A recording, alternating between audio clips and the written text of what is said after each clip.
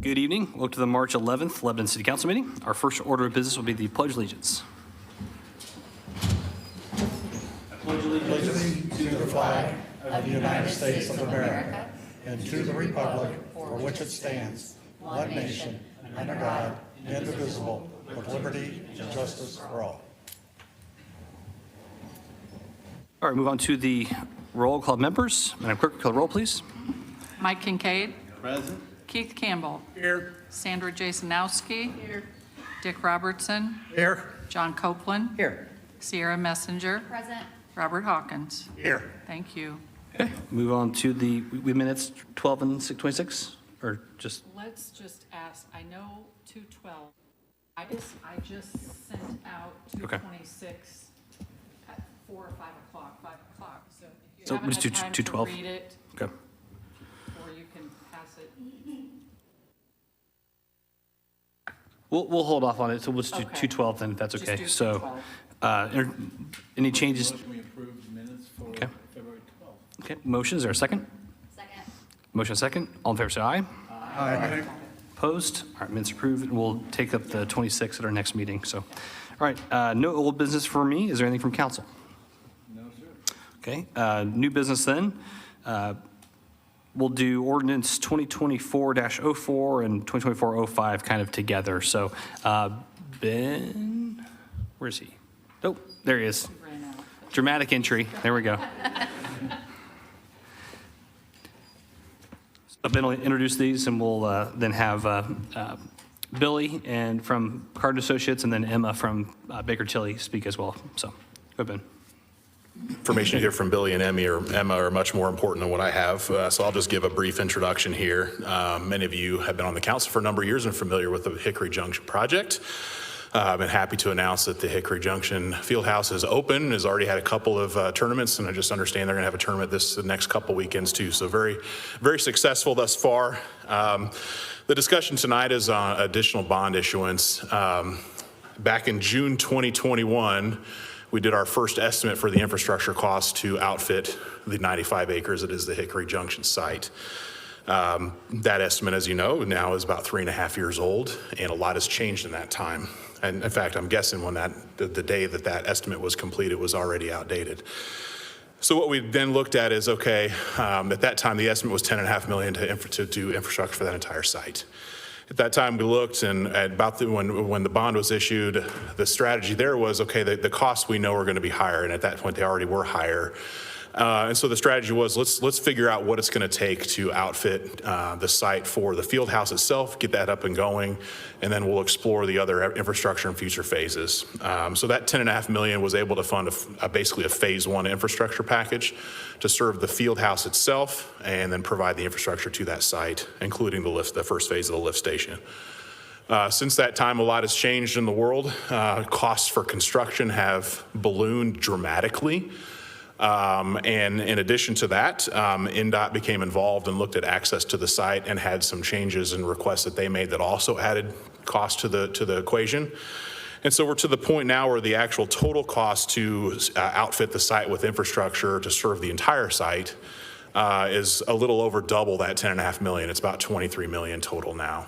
And so we've got a $12 million cost that is needed we need to be able to figure out how to finance that, both between us and with Cardin Associates, in order to deliver the entire site and allow for those outlots and other hotel developments, et cetera, to move forward. Which is essential for the funding structure of the field house. It's essential, yes. I think it's essential to the funding, the financing that's already in place, and any future funding and financing that might be considered. Because we, as part of the estimates that were put together for the initial bond for the infrastructure, it assumed that the entire site would develop out. And so we're to a spot now where, in order to allow that entire site to develop out, we've got to figure out how to fund an additional $12 million in infrastructure. To that end, Cardin Associates is going to be responsible for securing a loan for half of that amount, a little over $6 million. And then what's before you tonight and the begin discussion is a bond for the $6 million amount that will fund the remainder of that infrastructure cost. That's the discussion for tonight. There's obviously a lot more detail that I'll let Billy and Emma go into. Billy will give you a little bit of an idea, a little bit of the timeline of the overall project and certainly where those additional costs came into play, so you have a better idea of how that occurred. And then Emma's going to walk through all the details of how the money's going to work and how bonds get funded and all that good stuff, which is above my pay grade and probably my abilities as well. So with that, I'll go ahead and turn it over to Billy, just kind of walk you some of the history of the project and how the costs and where we got today. Mike, you had a question? Yeah. This is for the area in front of the field house, correct? Yes. You got the field houses on that acreage towards the southeast corner, and this would fund infrastructure essentially to outfit the remainder of that 95 acres on the 39 and Interstate 65 side of the development. That'll allow for the 3 or 4 hotels that we're anticipating, the restaurants, the other retail, et cetera, that has been anticipated this time. That initial $10.5 million in infrastructure funded the extension of Enterprise Drive, the extension of all the utilities, the lift station, et cetera, to make sure that we could get that field house open. And then the remaining $12 million will essentially extend all the other road infrastructure and extend those water and sanitary utilities to the other sites, and then also expand the lift station to accommodate the demand for the overall development. This is not just a surprise cost. This is based on just inflation. Part of it, yes. Yeah, I wouldn't say necessarily a surprise. Like I said, when that $10.5 million estimate initially, when we closed on the bond, we knew that was not going to fund the entire infrastructure amount already at that time, but certainly inflation, rising construction costs, rising wages for construction workers, NDOT's involvement and additional improvements that they recommended, those have all contributed to the escalating infrastructure costs. Now, is Card Associates paying the bond, or? This would be in our RDC. It'd be a lease rental bond, similar to the structure last time. So this would be paid back through TIF increment. Correct. In the existing TIF. Yeah. Billy?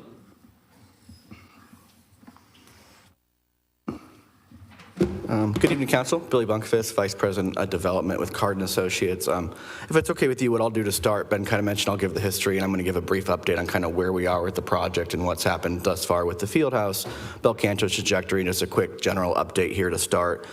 So as Ben had mentioned, despite some upfront budgetary hurdles, the Fieldhouse was able to open on 2/10.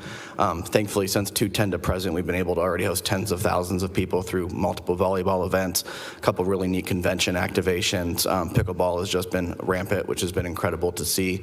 And then obviously a lot of great local use. So partnered with the Lebanon Leprechauns, who had their home opener a couple weeks ago. And then already we have, let me find my number here, 167 athletes in our organic programming, our basketball program of Go Time Basketball. So local youth, when I say local, some Lebanon, but a lot of Boone County athletes as a whole in that program, juxtaposed of 16 boy teams and 17 girls teams. Additionally, we've been able to create some really great local partnerships with some groups, including That Sports Bar, Clues Brews, Farmers Bank, the Boone County Baggers, Eli Lilly, Backroads Barbecue, and then recently even entered into a sponsorship with the Hampton Inn Express, who really interestingly didn't want any signage, but they're going to get the recognition because they have donated money to the facility to sponsor athletes who may not be able to afford it. And so it's been a really neat partnership with them as well. In extension of that, Belcanto continues to build out at a rapid pace, so they are actively looking to have their staff on site early April. Their first move-ins are currently slated for May 15th, in that carriage product of theirs, and then they plan to start moving in residents June 15th into their cottage product. Their full leasing, they're planning to commence immediately after Memorial Day. In Indiana, like most Midwest states, June is the #1 leasing month. So their goal is to be ready as close to June 1st as possible. Lastly, as part of the project, so Ben mentioned Fieldhouse, Belcanto, we were also able to commission phase 1 of the lift station to service both of those amenities, plus some smaller ancillary development.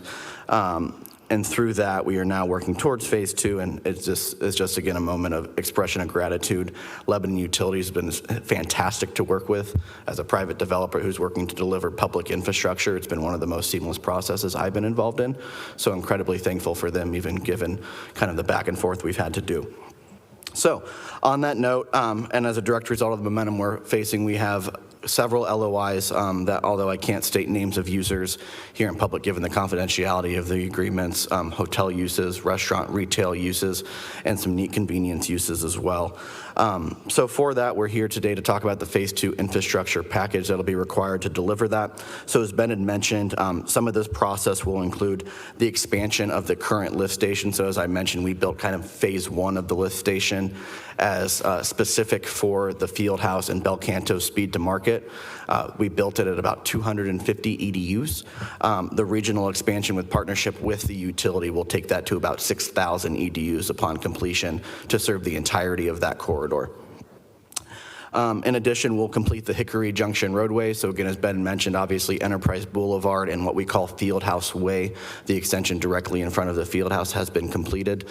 We will now complete the ancillary thoroughfares of the connection point to the other parallel, that first parallel at the front of the property, and then connections to both the east at Enterprise and then to the south, as what I believe is referred to as the Limp property. We will also complete the necessary public infrastructure for plug and play, so to speak, pad-ready sites for the subsequent development. So again, that'll be the extension of the roadways and then the taking of water, stormwater, and sanitary lines to the development down the roadways that are to be developed. And then we will stage that infrastructure and utility tie-in for points surrounding the development. So obviously we're here and we're focused on the 95 acres, but as I think we've talked some, the goal would be for most of the utilities, i.e. the lift station, the water, the sanitary system, to serve as a regional support for what is to come. Obviously that's preliminary in a lot of aspects, but the idea and the intent is that'll be stubbed at the property line on both the east side of the property and the south side of the property to continue to allow for regional corridor growth. So on that note, and as Ben had mentioned, the summary of the investment to date on Phase 1, it was $10.5 million on that 2022 B series. Phase 1 costs came in, which would be speed to market for, again, Fieldhouse and Belcanto, just under $14.6 million. So Ben had kind of mentioned the mix between the 12.1 and us splitting it. If you all recall, commensurate to our economic development agreement, we as the developer are responsible for all Phase 1 cost overruns. So that is one part of what we've taken on. Our overall 6 is the additional $4 million encumbrance from the Phase 1 development. And then we're contributing an additional $2 million and change to the Phase 2 contributions as well. And then as mentioned as well, Phase 2 is about $8 million, much less cost intensive from the first go around. Like I said, it's just again for expansion of existing utilities and to be able to create the regional system and then be able to tie in subsequent users on the property. Lastly, what we'll talk about is kind of what happened on, Phase 1 and even some of the cost increase on Phase 2. So Ben mentioned a good portion of it was inflationary. I mean, from lead times and having to switch our type of piping to switch gears taking forever and being more expensive than anticipated. But we had also ran into some issues with NDOT in the corridor. So unfortunately, currently the full access at Enterprise is our only main point of access. I call it the roundabout dance. They shifted that thing so many times in many different directions throughout coordination that ended up costing us a little over 7 figures to reconfigure. We had to bury part of our retention system that was already in place. It just honestly was not the greatest thing that had ever happened. And then in extension of that, when we had acquired the property and partnered with the city, because obviously that 10 acres to the north was previously city property, that full access curb cut that was there that services Flying J currently was fully anticipated through preliminary conversations with NDOT as well as preliminary planning to be utilized as the second full access point for the property. NDOT has since came back and told us there's just no universe in which we'll be allowed to utilize that. So fun fact for everybody that I've learned throughout this process, obviously the interstates are overseen by the federal DOT. Recently, when I say recently, within the last 15 years, they've shifted their requirements from distance from on and off ramp from 600 feet, which is where that curb cut currently is, to 1,000 feet. And so although we're trying to utilize something that's currently existing, currently signalized, still on both sides, we are told that it's just not going to happen without us significantly improving both State Road 39 as well as the on and off ramps. And so we're talking an additional impact of $7 million if we tried to do that accordingly. So what we've now shifted to do is based off of what NDOT has advised us, we've shifted our full access to the south. Essentially directly in between, or directly centered with the Fieldhouse entry will now be a full access point on the development. And that based off of current pricing, incurred an additional $1.2 million. So between NDOT alone, we've lost a few $1 million just on necessary coordination, and we are still finalizing where we are with them. So I hope and knock on wood that we're done with those increases. Obviously, that'll be the responsibility of us as a developer if we continue to incur such a thing. But working through that accordingly. And then, like we said, just different unforeseens throughout, whether it was improving the lift station after the $10.5 million was approved, or again, just material overruns, cost overruns, the things that everybody in this universe, unfortunately, is running into right now.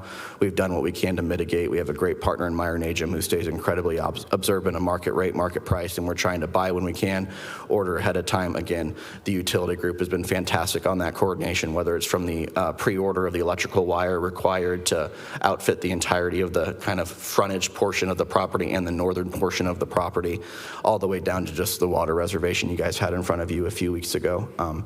So out of a hard process, a lot of great partnerships and working diligently to deliver the project in accordance with the initial AV plan you all had seen back when we had done this in 2022. So that is a fire hose. I apologize, but any questions for me?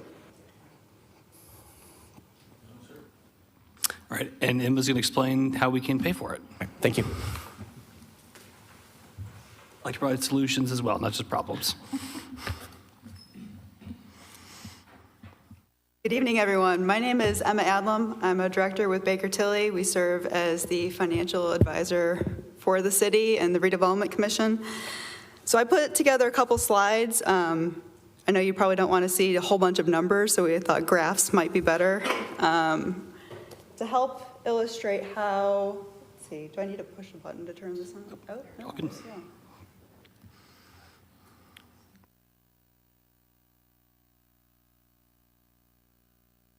A little bit of a light. Hopefully you can see this okay. So as Ben mentioned, back in '22, to start this project, the city issued 2 bonds. The first, the Series A bond, was to fund the actual field house. The Series B bond was to fund phase 1 of the public infrastructure. So this bond is really kind of, think of it as an extension almost of that phase 1 from '22. It's going to have the same security.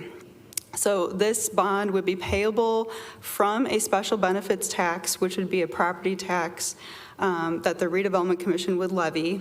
But instead of actually levying that tax, you would use available revenues of the Redevelopment Commission. So that property tax enhances the marketability. It's the most secure to get you the best rating, the lowest interest rates. But you would actually use tax increment and project TIF to repay the debt service, not only on these bonds, but also the 2 bonds from 2022. So this actual source of repayment, there's a list here on this screen. It's the TIF generated from the Fieldhouse project itself, and the developer, Card & Associates, has a $300,000 minimum taxpayer payment on that building. Second, CARD is going to be paying an annual amount of operating revenues of $600,000 per year. Then the TIF generated from the surrounding development. So that's all that development that Billy and Ben mentioned that infrastructure is needed for that development. So the Bel Canto, restaurants, hotels, apartments, is that surrounding development. So we're capturing that as tax increment as well. And then part of this Fieldhouse TIF area, there are several industrial buildings, 2 of which are completed. A few more are planned. That is also being captured and used towards this repayment.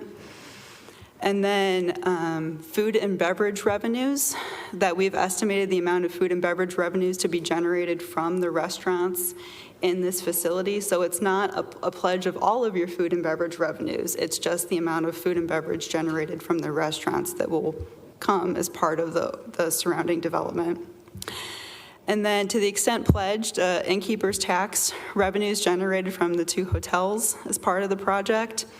And then finally, if all those revenues are insufficient, then available revenues from the Redevelopment Commission's other TIF areas after debt service has been paid on your existing obligations. So what does that look like in terms of, so this is a little hard to see, but I'll try to walk through. So this is the a graph of all of those revenues that we just walked through. So this shows the field house TIF, the operating revenues, the TIF from the surrounding development. So to start from the bottom and kind of work my way up, the field house TIF is that kind of blue line, that's $300,000 minimum taxpayer payment. The really large kind of pink color, that is the estimated TIF from the surrounding development. And so once all of that development has come online and it starts paying taxes, that's about $1.5 million is that surrounding development TIF. The next layer up, that kind of maroon color, is the industrial buildings. Now, they do have an abatement on those buildings, so you can see it's kind of a skinny maroon color, and then it gets bigger after those abatements expire. Then the yellow color is the $600,000 of the company operating revenues. Then the blue above that is the food and beverage revenues of about $140,000. And then the purple at the top is the estimated innkeeper's tax revenues of about $344,000. So altogether, once they all come online, it's about $3.5 million of revenues. Per year, right? Per year? Oh, yeah, sorry, per year. And that's not including I know it's butting up against the business park, but that's not including the business park as a TIF, correct? This is its own separate TIF outside of that, right? Yep, Okay, absolutely. I just want to make sure. That's Yep, what we're absolutely. thinking. So this is, as part of the bond issuance process, a field house TIF area was created. And so this is the TIF that's part of that TIF area. And so Emma, but those are all estimates too, right? So those could theoretically, like we've had talked with, maybe there's more than 2 hotels there, right? So or if the restaurants are doing better than we expect. I mean, those revenues actually could be even higher than that. These are conservative estimates as Yeah, well. this is just based on the development plans that Card & Associates provided to us. Yep. So then this next graph looks at all of these revenues that we talked about compared to those 22 A and B lease rental bonds and these 2024 proposed lease rental bonds. So all of that revenue stream that I showed on the previous, that all combined is kind of the blue shaded in the background. And the columns are the lease rental payments. Now, you'll notice the columns are taller than the blue combined development revenues. So we are anticipating that the Redevelopment Commission would need to use some of its TIF from its other TIF areas towards the debt service for these bond issues. And it's about, it varies from year to year, but about $700,000 a year is what we're anticipating that you would need to use from your existing TIF areas. Now, you do have many bonds outstanding from your industrial park TIF area, but you do have, several other TIF areas that bonds are maturing or don't have any obligations outstanding currently. So the next slide will show you kind of what that looks like.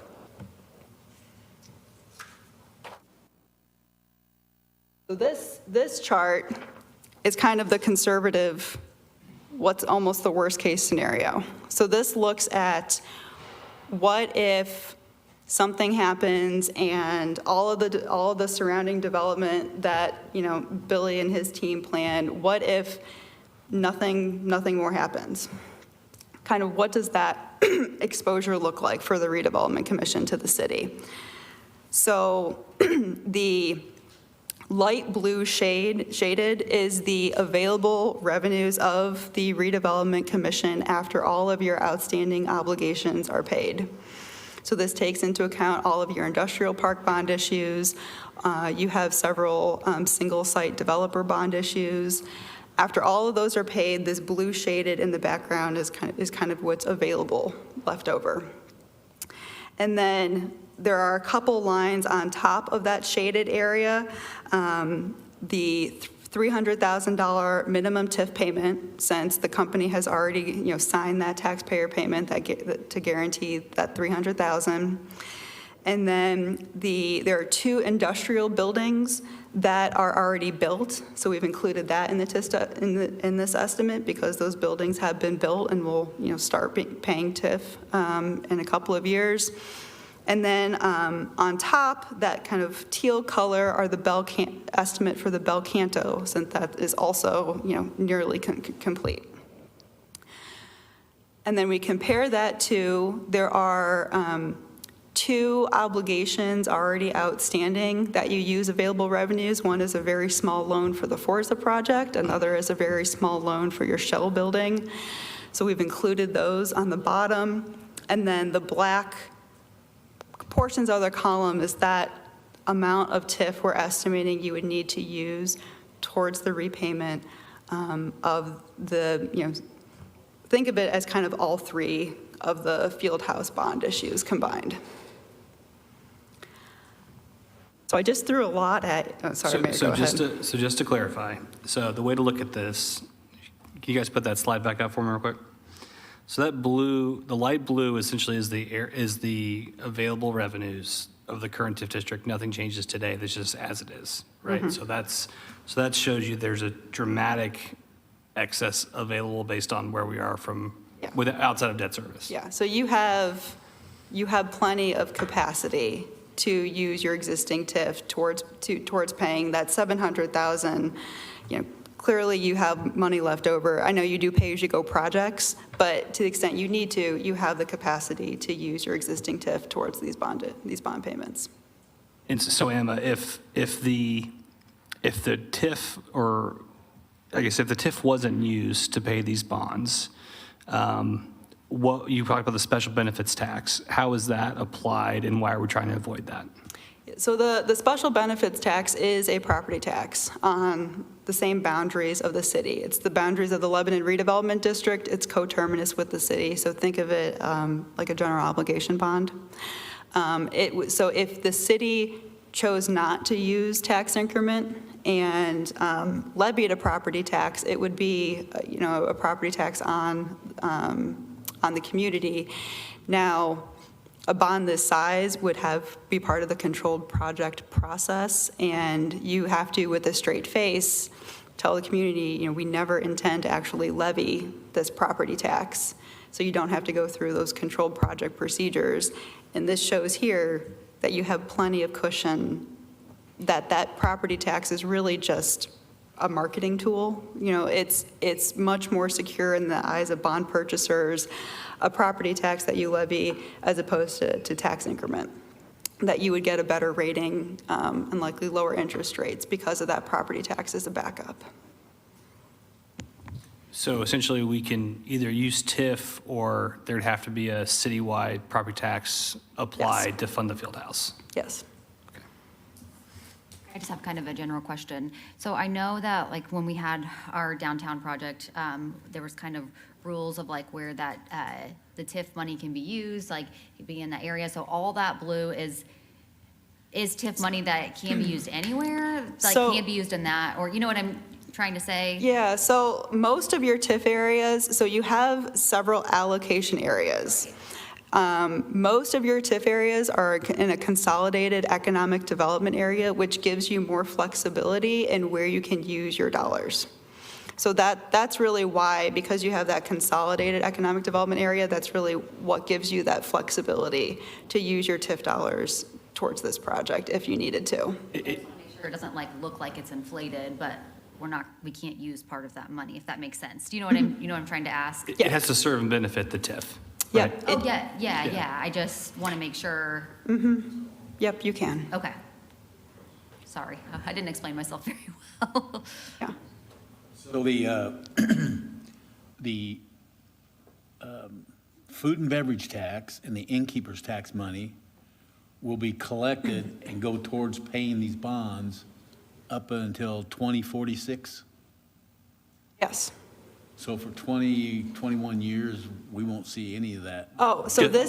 this is only the increase just for these buildings. So the site food and business. beverage portion is, we were estimating 4, 5, I think 9 restaurants, I think is what we were estimating.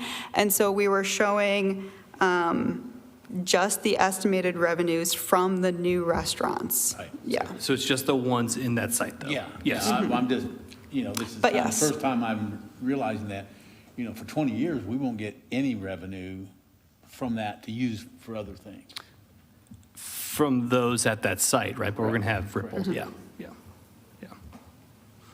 It's how, but, I mean, we also were trying to make it self-sufficient, right? And not use this, right? But of course, that's unfortunately the costs of intervening here a little bit on. Be transparent. No, absolutely, Yep. no. Yep. Well, I will say though, the situation with Whitestown, they're working on their facility on there. They're using their entire town-wide food and beverage tax pledge to fund projects, right? So I think we did a good job of just saying, hey, this is serving this one area. So that's why it's kind of carved off separate, right? So, I mean, we're already getting additional interest for hotels and restaurants elsewhere too, right? So we'll see as those go up because of the field house, I think we'll be able to, right now, I know I've spoken with several of the local restaurant owners and they can tell when there's a tournament at the field house already because they're slammed, right? So we're seeing that already with our existing businesses, and those aren't being captured, right? Those are outside of the normal. So the goal is to get the field house to become the generator, the engine for ripples out for everyone else too, so. And that marketing property tax strategy that you mentioned, that we're not going to charge that, but that's going to be something we have to kind of get it out there in the public and. But that's if we didn't approve the TIF, right? That's why this is important to approve the TIF for this, so we're using that, yeah. I'm just thinking, someone can take that out of context and Yep. write something. And that's why I wanted to clarify of why we're using TIF and not doing the special benefits tax, yes. Yep.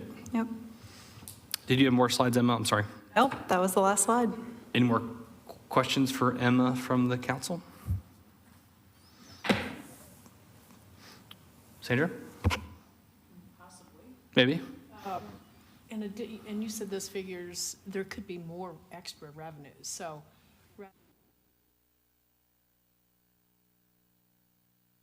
A lot more revenue that's not even noted. Yeah, that's a good question. So what happens if our collections exceed projections? Yeah, so if the TIF that comes in are higher than the estimate, then, you wouldn't need to. Of course, you'd use what's collected in the TIF area first. So you only would use your other TIF revenues to the extent you need to. So, if you have more hotels or whatever surrounding development, then that does make it more self-sufficient. And, there's no limit to how much you collect. You can use it towards all the debt service. So if it's more revenues are collected, then what would be needed from the overall TIF would be less. Yeah. Mm-hmm. Yeah. Yep.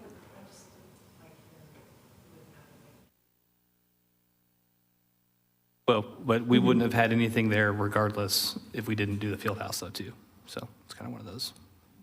Yeah. It's kind of that's the but-for test there. Yeah. Any other questions for Emma from anybody or for Billy or Ben? No, sir.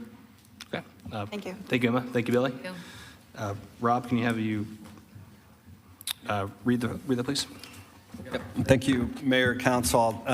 We have two ordinances. I'll start with ordinance 2024-04, which again is a similar process we went through in 2022, but this ordinance approves a lease between the City of Lebanon Building Corporation and the Lebanon Redevelopment Commission and improves other matters set forth herein.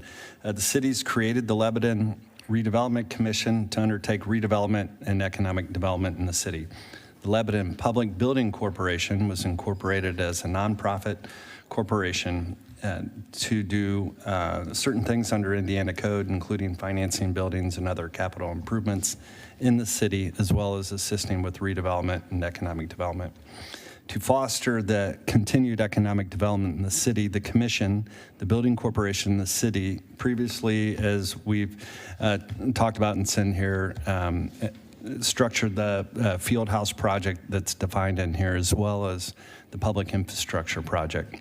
Card Associates Athletic Facilities, the developer. As a result of certain cost overruns, as you heard, related to the public infrastructure project, the developers requested the city to issue a further series of lease rental bonds for the purposes of financing these additional costs incurred in connection with the public infrastructure. The public infrastructure project Phase 2 will be economic development lease rental bonds that will not exceed $7,170,000. The payment of the debt service on the bonds will be provided by lease rental payments under a lease between the building corporation as lessor and the redevelopment commission as lessee, and that's in the form attached as Exhibit A that you've seen.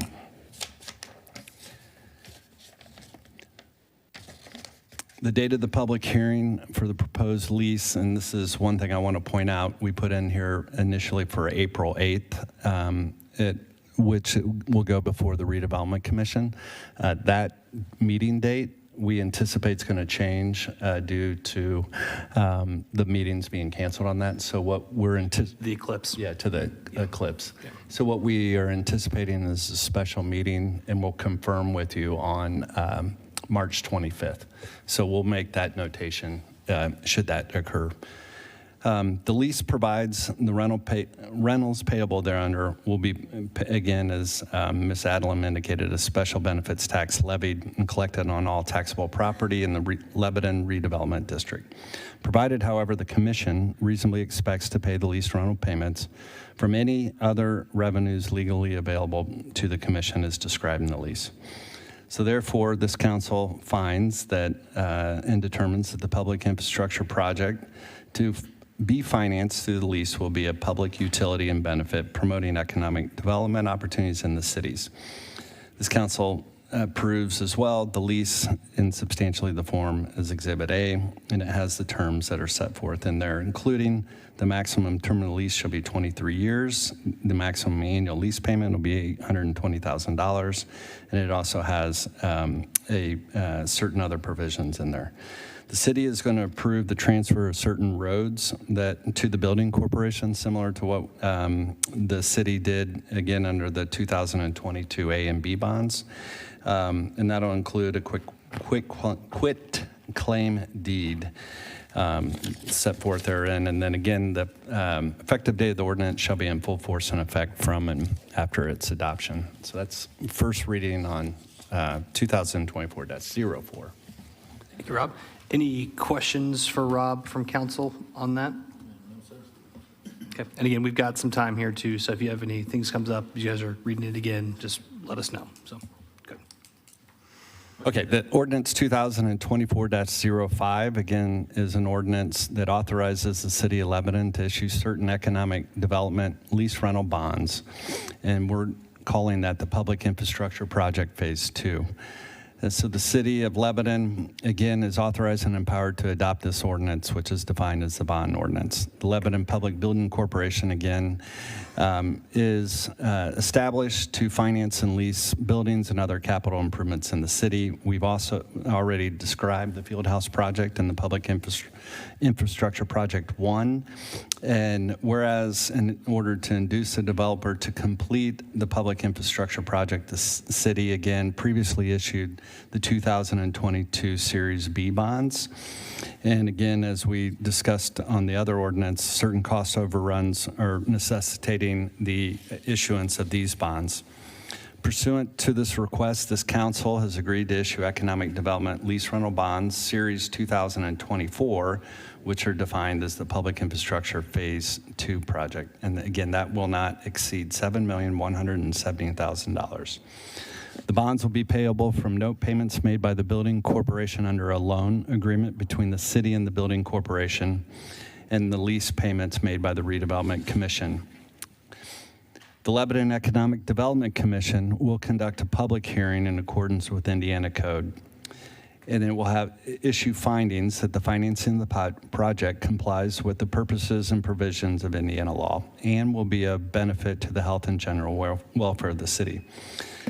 The Economic Development Commission will approve and recommend the adoption in this form of the bond ordinance, and it will approve to this council the forms of the loan agreement, the trust indenture, between the city and the trustee in this bond ordinance, which you've been provided copies of those documents. This council finds and determines that the project, again,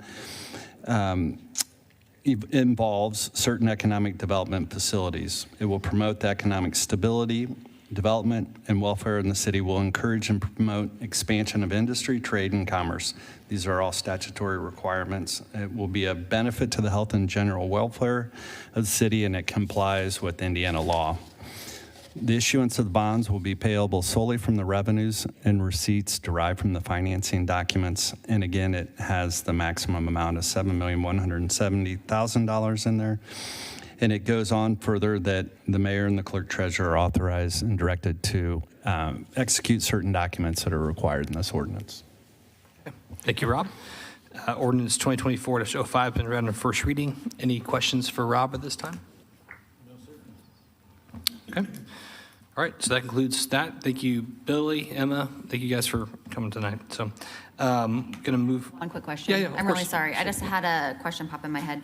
I know that you said you've worked with the utilities, but I specifically haven't talked to them recently. Ed, do you feel like everything that you've worked out with them, that we're going to be able to facilitate the growth well, like with like the sizes of the pipes and everything that we have like designed with them? I just want to make sure that we're being like super proactive to make sure that we're going to be able to feed that whole area. Like, do you feel like that with the amount of development planned to go in there that we're matching that, if that makes sense? Yes, that's a great question. Yeah, we've been in very close contact with them, and we worked through that, and I think we can facilitate all their development. Okay, and like everything around, like we're putting in like all the, right sizes of piping, so we'll be able to feed everything, and like the lift station and everything will be able to facilitate all the development around there that's going in? Well, yes, that's been worked out, and a couple meetings ago, we made sure that they had the correct EDUs they needed to make sure the surrounding development was taken care of, and we're still working through a few things, but we can definitely serve it. So. Perfect, just want to double check. All right, thank you. Thank you. Thank you, Ed. Any other questions? Okay. All right, can I have consent from council to take the agenda out of order? Consent? Okay. Heart of Lebanon Main Street Conference update, Missy?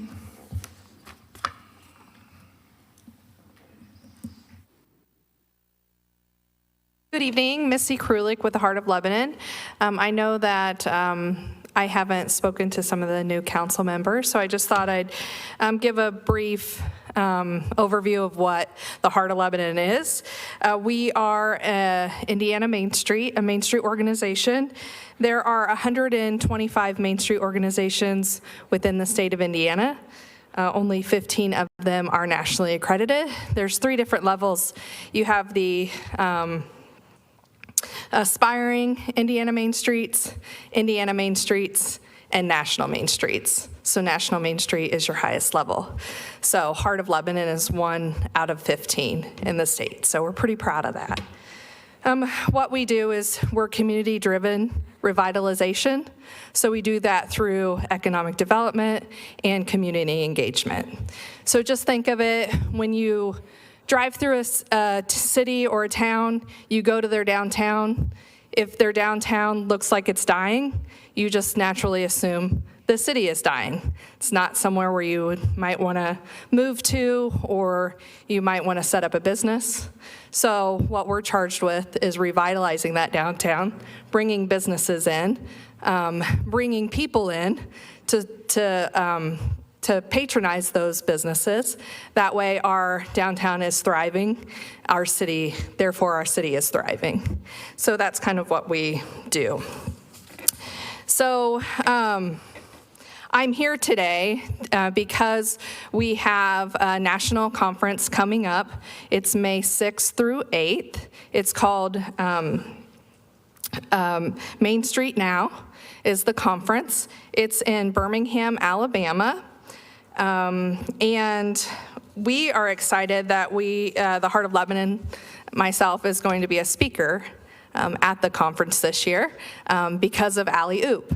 I don't know if you know a project we raised money for last year. We raised $105,000 through the community and community partners. So we raised this money to do this alley activation project on the north side of the courthouse square.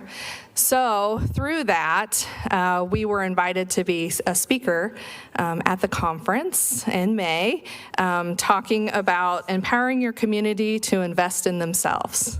So pretty exciting that we're going to be a part of that. So the conference themes are welcoming and belonging, connectivity through civic infrastructure, and reimagining local spaces and economies. So those are kind of the conference themes this year. As civic leaders, you get a special rate. I know for us, even as members, our rate is around $600 to go, but your rate as a civic leader is only $199 to go. So it's a pretty great conference. I went to one in Richmond, Virginia. I know that Joe LePage went to one out in Seattle one time. Then we had our board president. He went to the Boston one last year. So they're a great conference. They're great to be around people who want to revitalize their downtowns and gain information and knowledge from other Main Street organizations, other cities and towns, and it's just kind of a collaboration of ways that they've done it, and new and innovative ways that are out there that you might not think of. You said it was in Birmingham, Alabama, you said? Birmingham, Alabama. So you can go to online at mainstreetnow.org/2024 and find out more information about the conference. But Just remind all the council members, we do have a travel line for all of you for conferences and things like this. So there, if you guys ever want to partake of that, feel free, it's there. So, thank you, I Missy. just wanted to add that Missy presented to RDC, and I suggested her come to the council and present it to us. And maybe someone here on the council might have an interest, might want to go, and being we got some funding in a conference line in our budget, there's money available if you'd like to go and attend and so forth. So I happen to have friends in Birmingham. It is a very easy drive. It's straight down I-65. So you can stop in Nashville on the halfway, and then like I said, it's a very easy drive to Birmingham. So. And there's also extra sessions. If you go on that website, you can see you can go on tours. They have special sessions, so it's really engaging and a lot of sightseeing. So you can kind of see what maybe Birmingham, Alabama is doing. And it is a great downtown in Birmingham too. They've done a lot of cool things down there too recently. So. what's the date again? May 6th through the 8th. Any questions for Missy? Okay, thanks for coming and bringing it to our attention.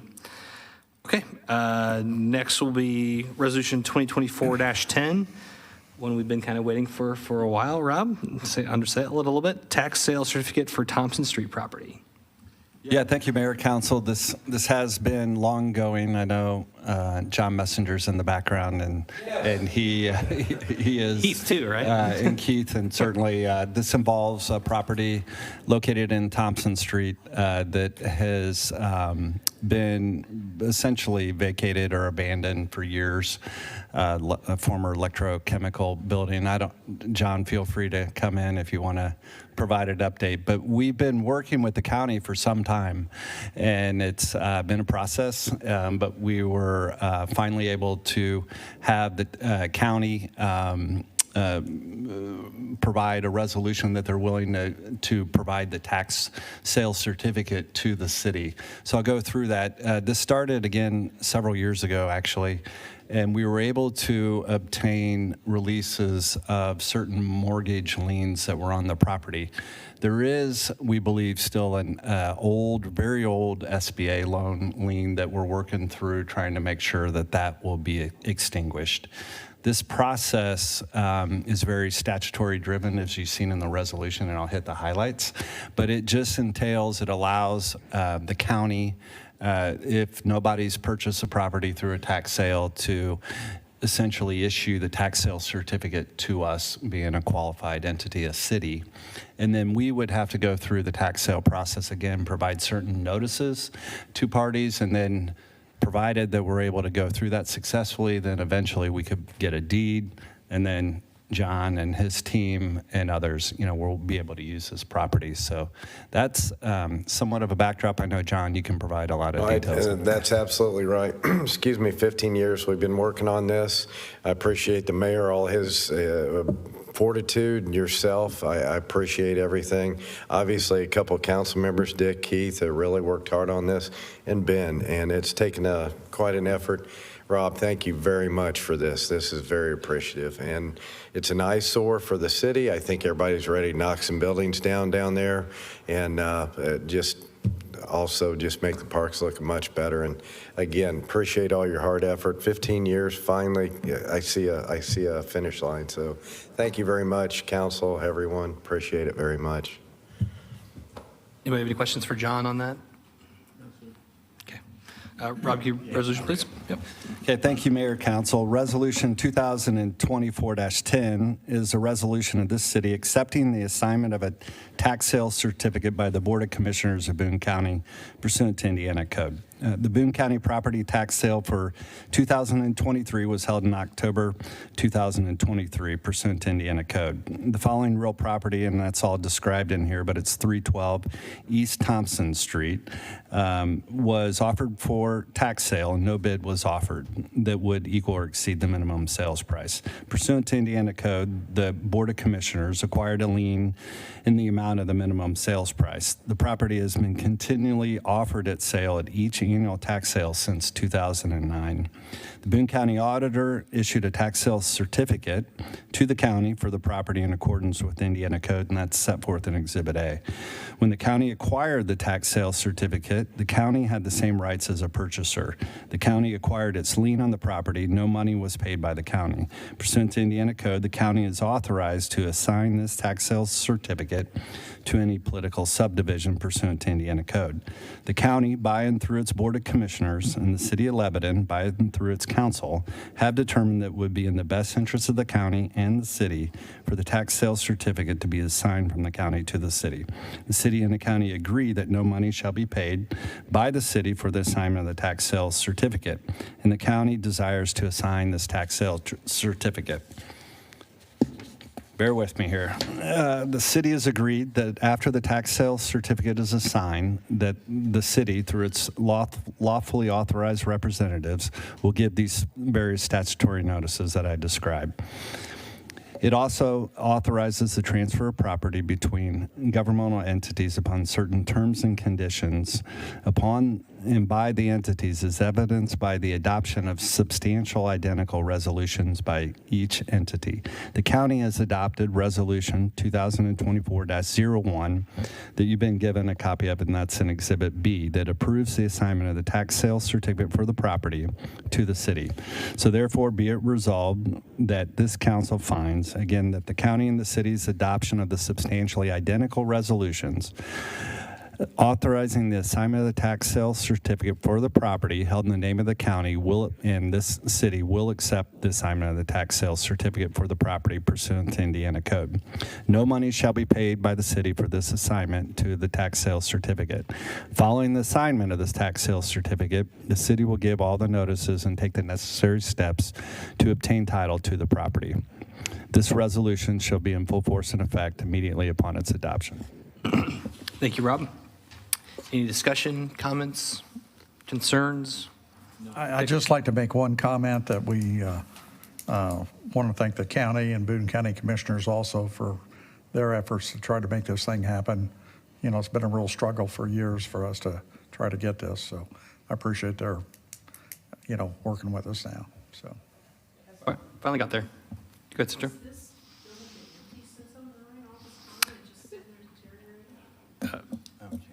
Yeah, Sandra, make sure your mic is there. Speaking to the microphone, please. Sorry. Yeah, there you go. I think it, John, before 09, I believe, even, correct? Do you remember when it went vacant? Oh, gosh. It was before 09 even, though, wasn't it? Yeah, it was, yeah. And there's vandalism, there's all kinds of bad things that go on, and we blocked it up hundreds of times, and they break in, and yeah, it's just got to go. And again, thank you very much for taking care of this.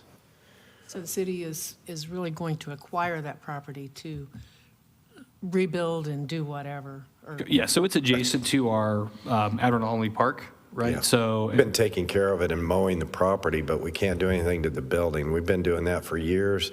The street department did it prior to us doing it, and so there could be tons and tons of liens from us. And the lady has passed away that originally owned the property, and and that's in the last few years that she's passed. So Rob's jumped a lot of hoops and a lot of conversations, so I greatly appreciate it, but it needs to go, and we can clean up that property and possibly use it for some funding too. There's a DNR grant that we might be able to take the property and use that for other funding of park projects. Yes, and that's what we're in hopes for, or wetlands, whatever, and Kevin and Ben and all of us have been discussing that. So there could be another grant opportunity that we can get some good out of this nasty old ugly building that needs to go. Thanks. Thank you. it's kind of been caught in kind of this legal limbo for a long time, right? There's no heirs or anything that are responsible for the property, so it's just kind of just been accumulating a tax bill, and so the commissioners just said, hey, we're not going to ever get paid, wipe that away, hand over the certificate to us, and so therefore we'll then go through the process and give people an opportunity to seek it if they have a legitimate claim. There won't be though, and then we can move the process and then would take ownership of the property. If there was old mortgage info, that's hard to get too. I'm sorry, what? Old mortgage information, if there was a mortgage on it. Correct, yeah, so That's hard to it'd be get. all, Yeah. so that's the process we'd go through to seek all that, so. But, yeah. Any other questions? Okay. Would entertain a motion then concerning Resolution 2024-10. I'll make a motion we approve resolution number 2024-10.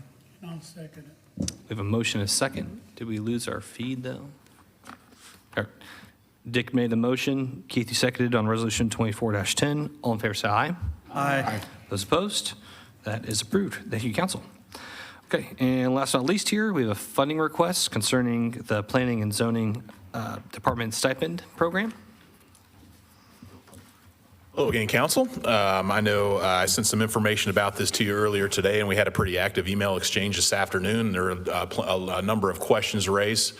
So I did want to take the time tonight just to present the program to you.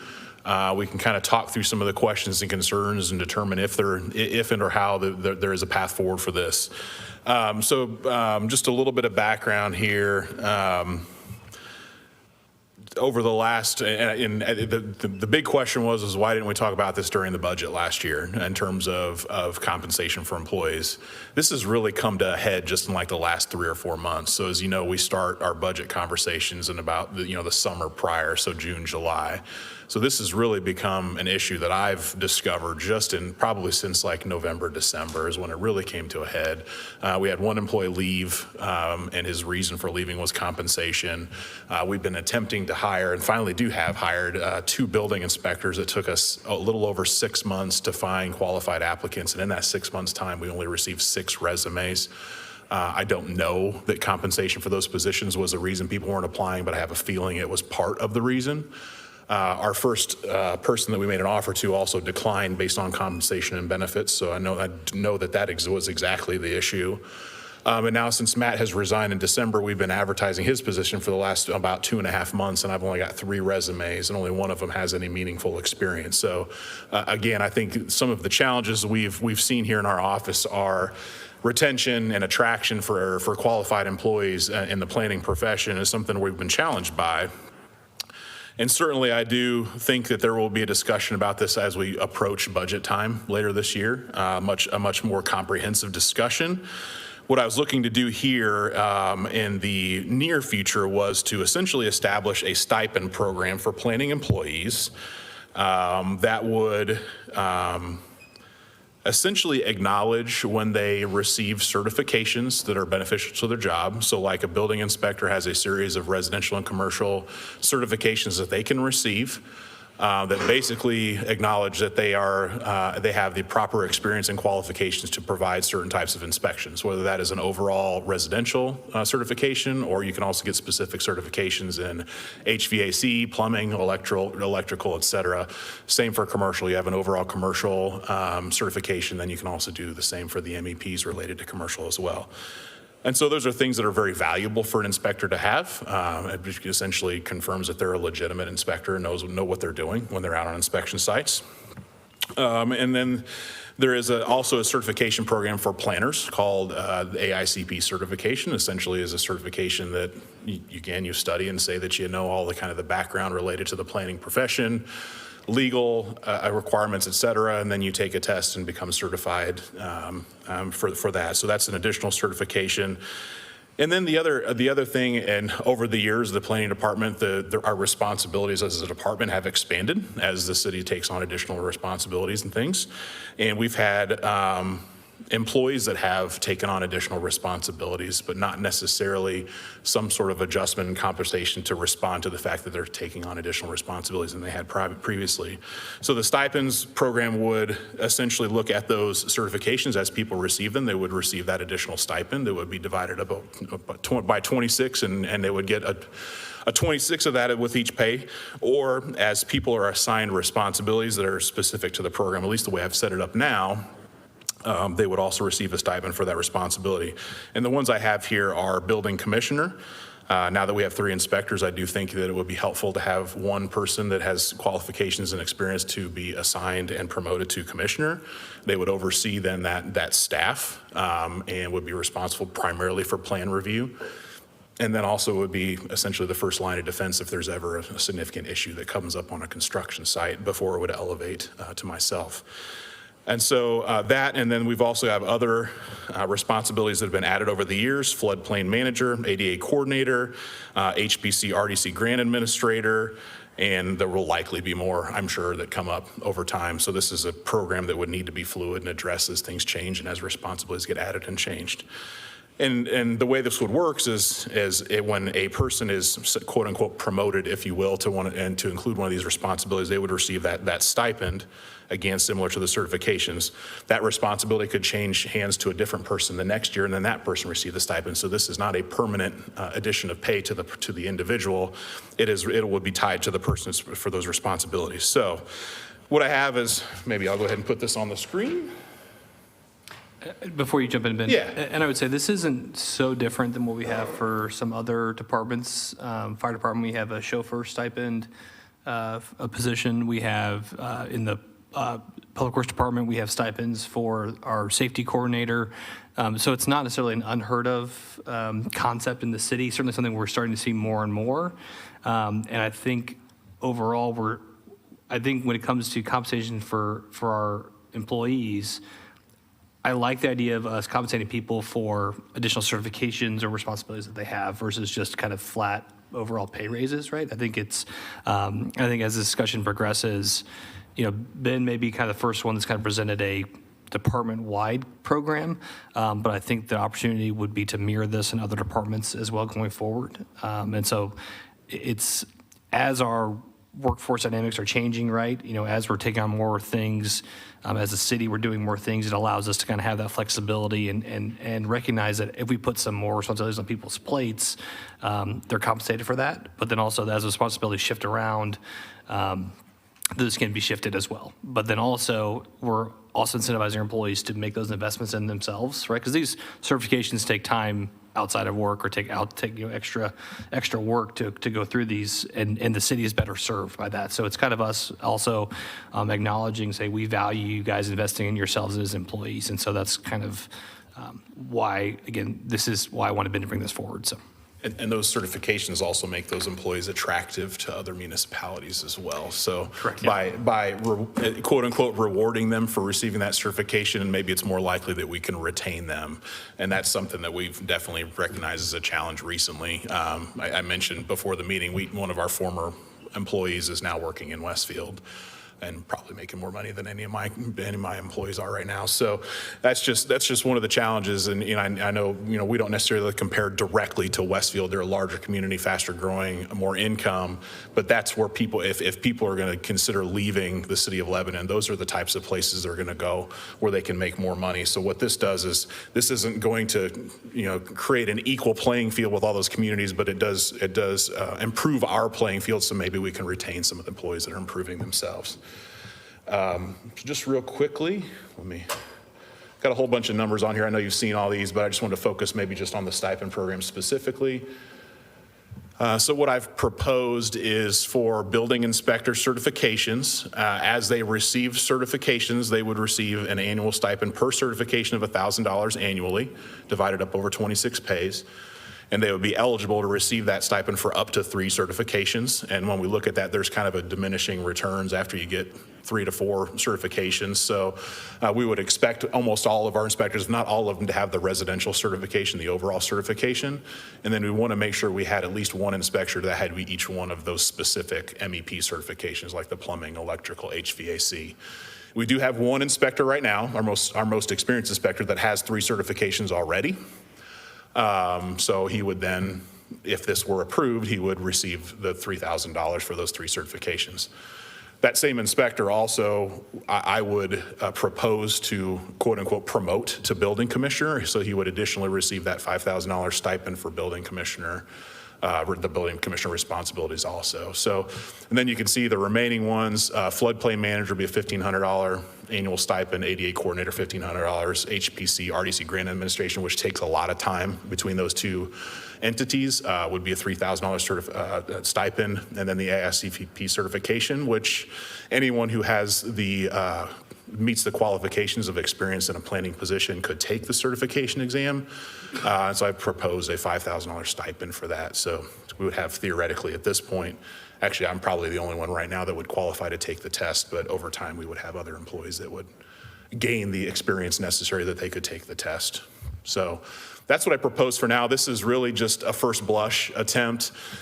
This could become something more comprehensive over time. And I know there are other departments that are considering something like this, and actually some of them are probably watching to see how the discussion goes on this one. And so depending on how it goes, I'll probably be coordinating with them to help them with some ideas as well. This is what I've proposed. And so in terms of the funding for this, what I have proposed is to use the planning and zoning non-reverting fund to fund the program.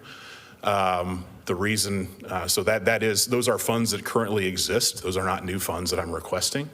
But because we did not approve a specific budget for 2024 for that non-reverting fund, any significant requests for funding out of that program do need to come right now back to the council for approval. I expect it at budget time this next year. I'll be meeting with the mayor and Tanya, and we'll be going through a more specific budget for the non-reverting fund for 2025. But for the remainder of this year, I'll be coming back anytime I make a major expenditure request out of the non-reverting fund. So with that, I've already just kind of penciled out what the 2024 budget could look like. So in the budget, it was approved for a $300,000 budget overall for the program.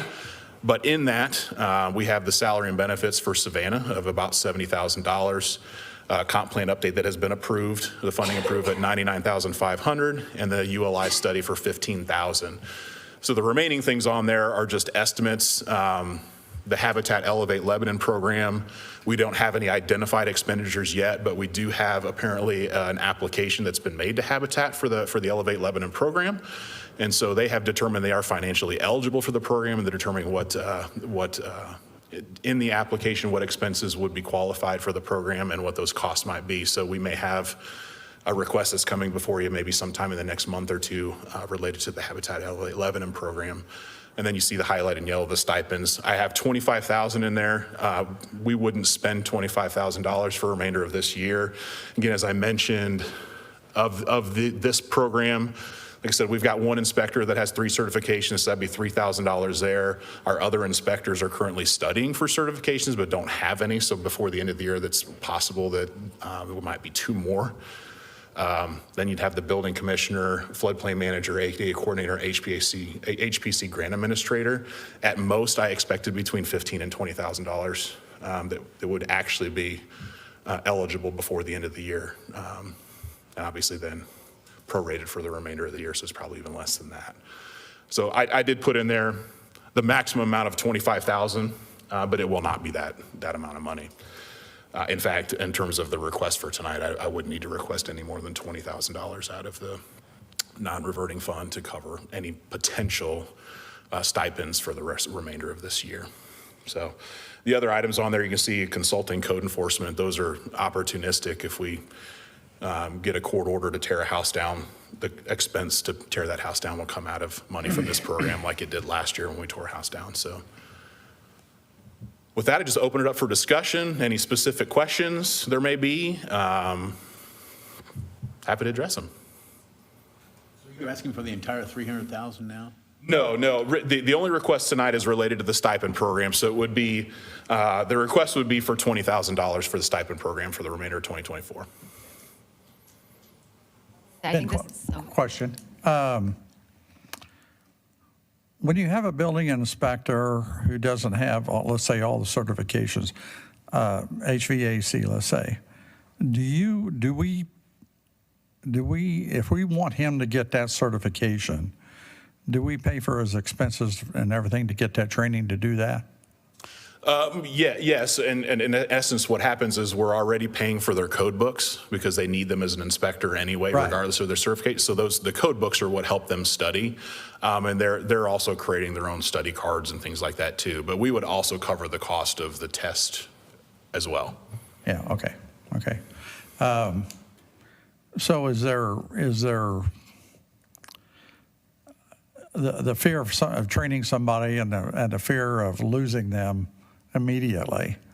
Okay, and we've trained them, and we've got all this expense out already for training them.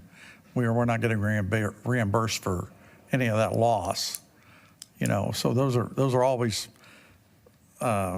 Happens with things we've police talked too. about Happens in with the- police and public safety too. Yeah. Well, that's what I was getting ready to say. That's the thing That's we a challenge discuss across the board. in the Yeah. police department and fire department as well. That same issue. We get them trained, they leave. Absolutely. And it's like how do we get reimbursed for what we put into their training and so forth? It is a cost of doing business, honestly. And I would say even the bigger expense is the time involved in the training.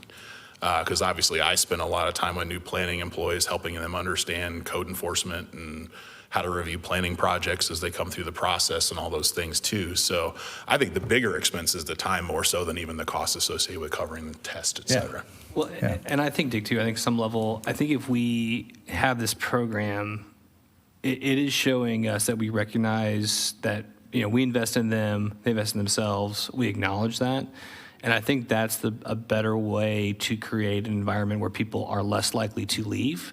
Because I think a lot of times these people may still be getting certification. I mean, obviously we have a building inspector now that has these certifications that, we didn't do anything for him to help him get those, right? He did that of his own volition, right? And so it fosters a recognition, kind of a a symbiotic relationship between the city and the employee that, like, as you invest in yourself and improve yourself and you provide a better service to the city, like, we're acknowledging that you invest in yourself and we're acknowledging that, right? So I think that actually fosters more of an environment that it's not they're going to use us to get their certs and then leave. It's more of it's a more symbiotic between the two to show, when they do better service for the city by getting the certs, we value that, and we put a value on that and have that relationship with them. So, Sierra, I know you want to say something. I just want to say, I think it's a really good idea. I think rewarding our employees helps keep morale up, keep morale high, and help retain employees. But I was just going to make a general suggestion to the council itself. I think it could possibly be a good idea to have a working session on this as in general for stipends and create some guidelines on what we think would be the best way for the whole city as a whole to follow, because every department's going to have different things that they find important, but I feel like maybe some hard guidelines might be good, then the department heads can kind of have something a little bit off of to go off of to follow. I know that every department will have their own needs and wants and stuff, but I think it could be a really good idea to have some hard guidelines set for them. So I would recommend us having a working session to walk through everything. Just me. I don't know how everyone else feels, but. Wasn't in I think that's a good idea. I was thinking that same thing, but because it just seems like to me that, I'm okay with certifications, getting certification, and be compensated. I've thought that for years. And of course, in the government side, there was no way to do that, And I also agree that our salaries on some of our employees are low compared to others, and I think we really need to take that into consideration at this upcoming budget time.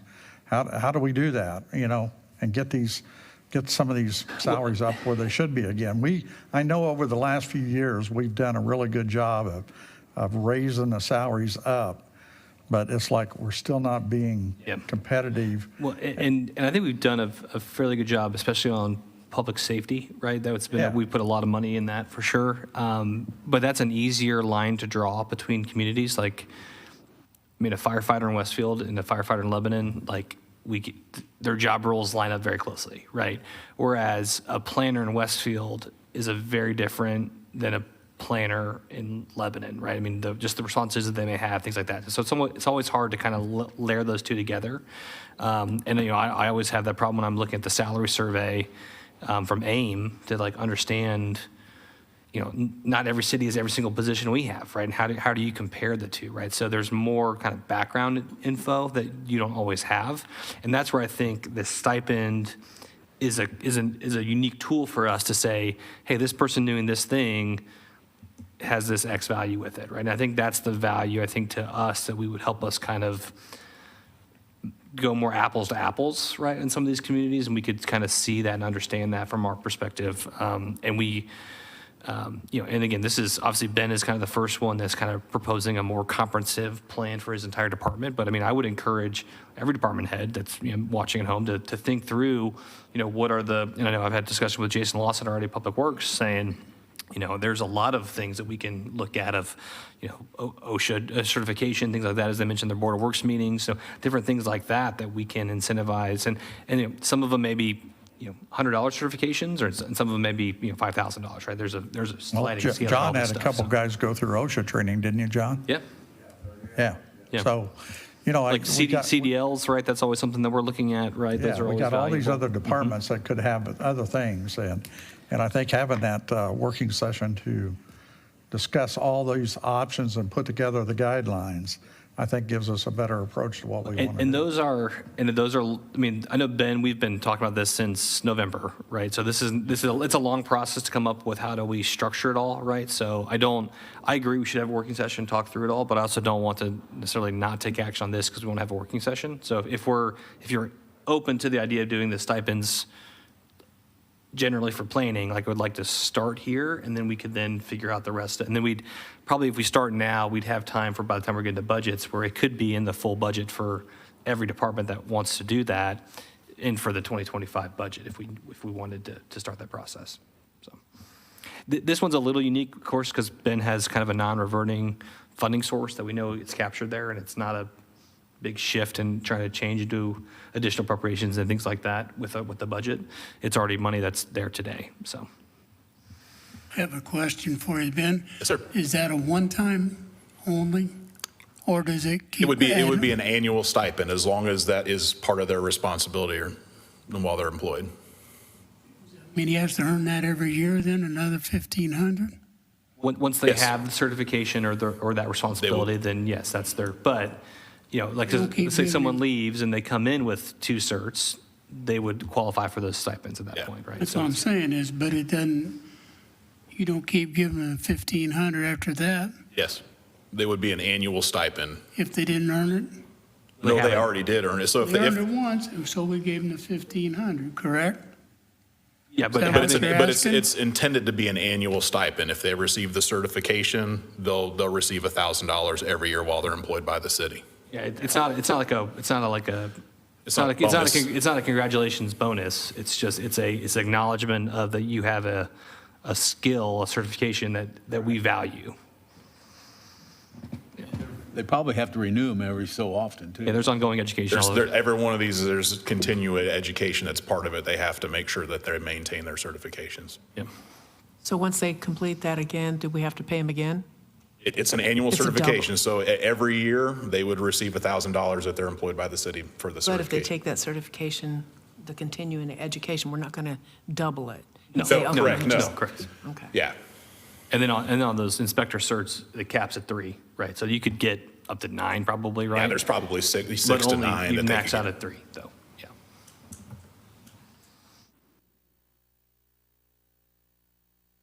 Any other questions for Ben?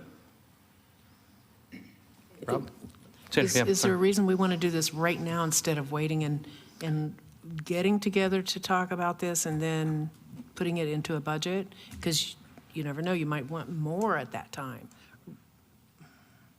Yeah, I've got some immediate needs that I need to try to address to retain current employees. In full disclosure. Actually, maybe an option could be that we just approve it until the end of this year, like That's fine. this fee process until we can get together and then. Pilot it for this year? Pilot it for, until the end of the year, and then whatever the council comes up with from then on, starting budget time, we can start a new one. If we think things need to be tweaked or changed, I don't know, that could be I think it's a fair, a suggestion. yep. And I fully anticipate that every year that I do a budget for the non-reverting fund, that this will be part of the discussion. And at some point, this may get rolled into the general fund as it becomes a more comprehensive program for the entire city. But for the foreseeable future, I expect non-reverting fund, and that's part of the budget discussion every year moving forward too. So, but yeah, I would support it as a pilot for the remainder of this year and then revisit. No, I think it's a fair point, though, to this is kind of the pilot test, call it, right? And then see how that goes, and then we can kind of work through the rest of this year to craft if there's a larger overall desire from department heads to implement it citywide. And then we can still talk about a work session too. Yeah, absolutely. No, Incorporate all of the course, other- yes, yes, yeah. I'll make a motion. Okay. I make a motion that we approve the request for the stipend program for $25,000 not to exceed, and we'll do it through the end of 2024. Motion, is there a second? Second. Second from Sierra. All in favor, say aye. Aye. Those opposed? Okay. Sandra? Okay, and that is approved. All right, thank you, Ben. Thank you very much. Thank you, council. All right, that concludes what I have for new business. Anything from council? This announcement. Yeah, go ahead, Mike. Lebanon Kiwanis Pancake Supper will be April the 11th, Thursday at the fairgrounds, 5 o'clock to 8 o'clock. Proceeds are used to fund the children's programs right here in Lebanon. You can buy tickets from me or any Kiwanian or at the door. Thank you. We'll practice, Mike, yeah. Sandra? Just for the record, I'm not opposed to giving people rewards for everything they do. I think that's a great way to keep. This is what is. Keep talking to the mic. Yeah, sorry. There you go. When we went to the fire department, and they have a situation, I think, that's so urgent, it's not even funny, but it's not in the budget. So I don't know how to proceed with that to help them, but they do twice the amount of runs that Whitestown and Zionsville does, but they make less money than both of those. And I've got the proof. I've got the runs, the whole bit. So that's the only thing I'm looking at is like, we probably have other departments like that. I don't know. But for Boone County, Lebanon is the seat. We should be paying our fire department at the same as the other two, if not more, because they do twice as much. So that's It's going to be a fun budget session, Sandra. You're going to learn all about this stuff, and you'll figure out how hard it is. So, yeah. That's but- my reasoning for holding back on that, because I just see an urgency for our responders. And they're losing people right and left, too. They said that. You saw it. And they're training them, putting them through everything. So we need to find a way to reward them to keep their people. I don't know. But I guess it's first come, first serve. If you don't ask, you don't get. Any other announcements? Okay. Would entertain a motion concerning the claims? Make a motion, we pay claims. Motion to pay claims, second from Mike. All in favor, say aye. Aye. Those opposed? Claims are approved. Would entertain a motion to adjourn? Motion we adjourn. Motion adjourned, and a second from John. All in favor, say aye. Aye. Those opposed? Our next city council meeting will be Monday, March 25th at 7:15 PM. Also, as an earlier reminder for council, we mentioned it during Rob's resolution, but we will be canceling the April 8th council meeting. Again, that's going to be the eclipse day. It's just going to be, there's a lot of questions on that, just traffic-wise. It could just be a disaster. So just better safe than sorry. We're going to cancel the meeting for the 8th. We may reschedule. Haven't determined that yet, but so just let you know we're canceling on the 8th. So, all righty. All right. So with that, we are adjourned. Have a great evening.